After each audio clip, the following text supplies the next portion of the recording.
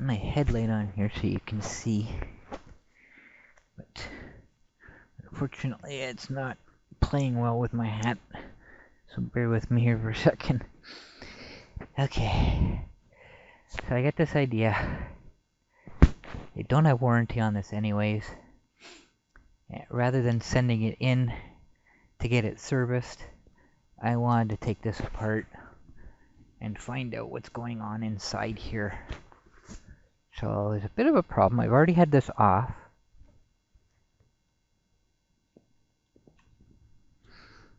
So I just got the bolts finger tight at the moment.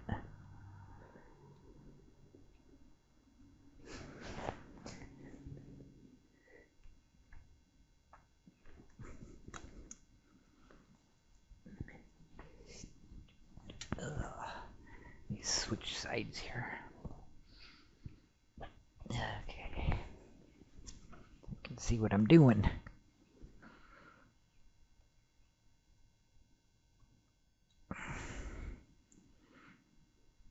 One more. This motor's really cold. Alright. So I slip this off. Have the nice gear there. The only way that I can see this thing comes apart is these two screws. There's one there and there's one there. And there's star. I got that. There's that natural gas smell again. I wonder what that is. I wonder if it's the grease that's coming out. I don't know. But anyways, these things are really super tight. And I've tried my hardest to get them to break free. But I'm afraid of stripping them, being stars, so I got this idea last night, actually early this morning. This is like really morning, you can hear the birds chirping, waking up. So I got this idea that I would take the motor off, take it to an electrician here in town and get him to open it for me. Because the error code 2 states there is a bad connection to the motor. So, based on that, and the fact that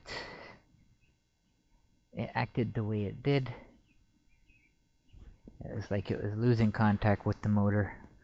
It's like sputtering, kind of like it was running out of gas, and then all of a sudden it just kind of took off again. It actually freaked me out when it took off. This is like turbo boost compared to what it was doing, so it was kind of unexpected. So based on that, I'm under the assumption that the wires are, wherever the terminals are inside here is where the problem's going to be. But like I say, I have no way of opening this. I don't know how it opens. There's nothing on this end. The brushes are in here, so I'm assuming if we take that plate off the end, this sleeve will slide off, and then we'll have access to it. Because the little rubber square there, where the cable goes in, goes right up against here, so I'm assuming this whole thing will just slide right out. And brushes are in here. I've checked them. They're all fine. Looked inside. The armature doesn't look burnt, so I don't think I've burnt the motor out. If I have, I'm really surprised. Because I really haven't done anything with this that I haven't done with the ES950. That thing was tortured for 5 years, and it's still running strong. There's nothing wrong with the motor. Runs great. The only problem I've had is that stupid brake. So while this is out of service, I need to take that new brake off, and I gotta stick a resistor in its place so that the controller thinks the brake is still on. They're still connected. That way I can at least use it. I just can't park it somewhere on a hill, otherwise it'll roll away on me. So I'm gonna take a quick quick look in here just to show you.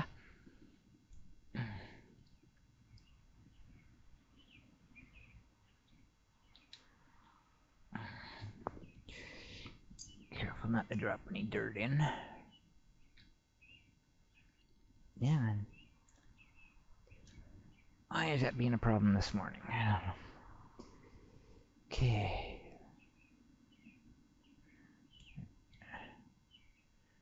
Take that out. Yeah, if you look, it's fine. The wire's not overheated. Nothing looks overheated. There's a little bit of rust on here now, but actually I guess that was just powder. Nothing's burnt. This is not overheated or anything. Nothing has burnt. So the brushes are fine, and they're all like that. And as I look in, I don't know, whoops. I grab my other camera here. Don't know how well you can see it.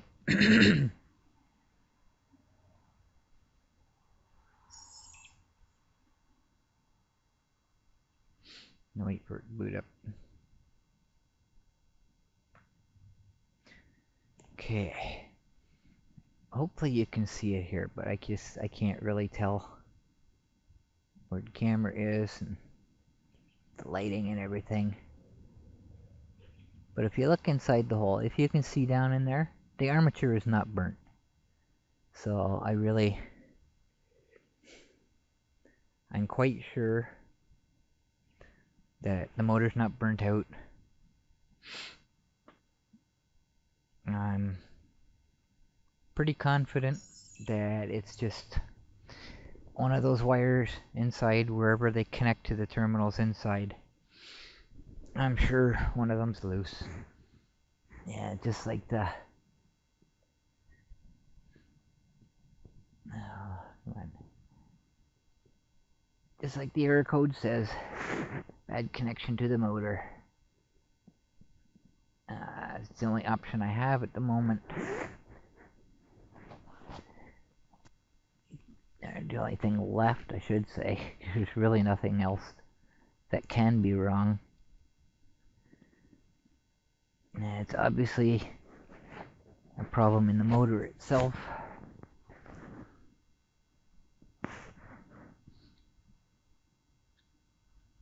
Because after I came home that night, when I had that problem, I could smell this. And you could smell the arcing, that burning steel smell, you know. If you know what that is, then you understand. That's what I smelled. So, something not right in there. So I'm going to take this off, and unfortunately, I got to take this big heavy seat out again. Ugh. Yeah.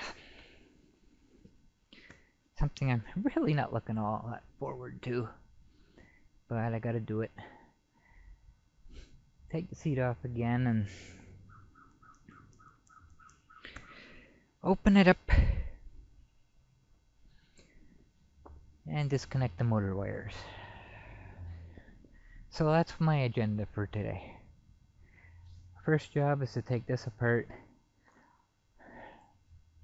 My second job is to somehow drag the old scooter out of the old scooter shed, because the brakes are seized up on it. The new ones, it wasn't the right unit. I put it on and it didn't work. It was just too tight. So I backed off on the screws a little bit and I got it to work. And when I moved it out there, it was really jerky. It didn't want to move, but I got it in there. And now it don't want to come back out. So I got to drag it out. And instead of taking the whole thing apart, I'm just going to put it up on its side. I'll probably have to take a wheel off and that stupid spring again, but I'm just going to take the brake unit off completely and replace it with a resistor. It's like 10 to 20 ohms I think it needs.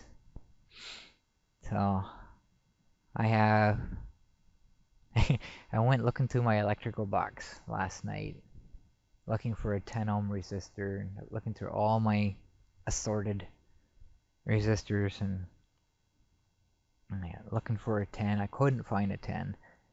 So I started opening drawers because I got packs of them, of different things, diodes and resistors and LEDs and stuff that I bought in bulk. So I opened up the drawer and lo and behold, oh, I found some. And where did I put it? It was right here. Yeah. I spotted this. It is a 100 pack of 10 ohm resistors. So I was impressed. I don't have to worry about messing around with mixing different resistance values together to get what I need. It's right there. If 10 ohms doesn't work, I'll put 2 in series. That'll give me 20 ohms. One of them's gonna work.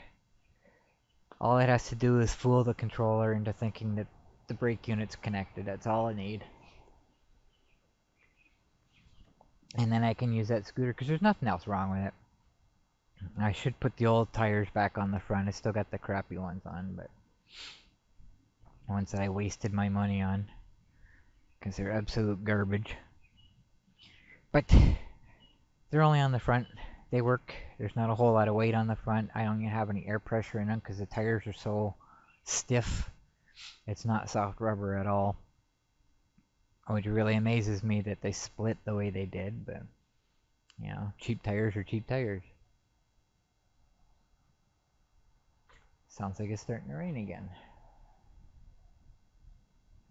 We're getting a lot of rain overnight. I wanted to start this last night, but this part I could have done, but I couldn't get the scooter out because I have to work on it outside in the rain. And I didn't think it was going to rain today. But that sounds like rain on the roof. Gotta take a look.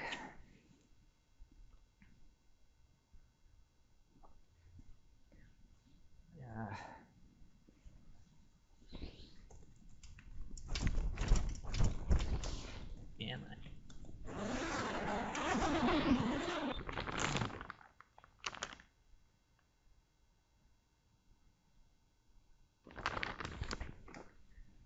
Alright.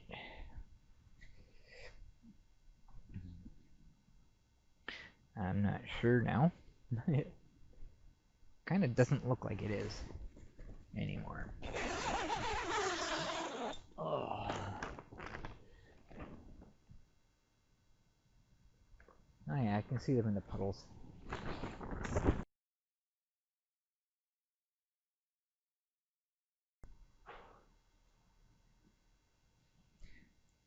Okay, it's definitely raining.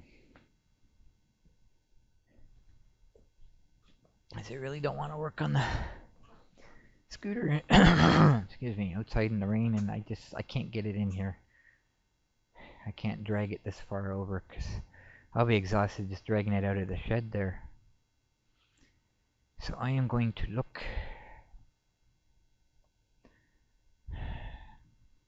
Probably can't get Wi-Fi out this far.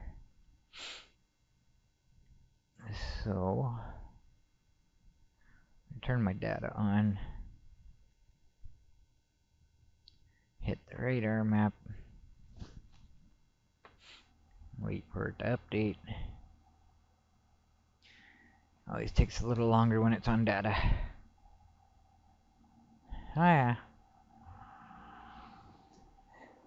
A little bits of rain in there. I don't know how well you can see it, but it's there. Just patches of it.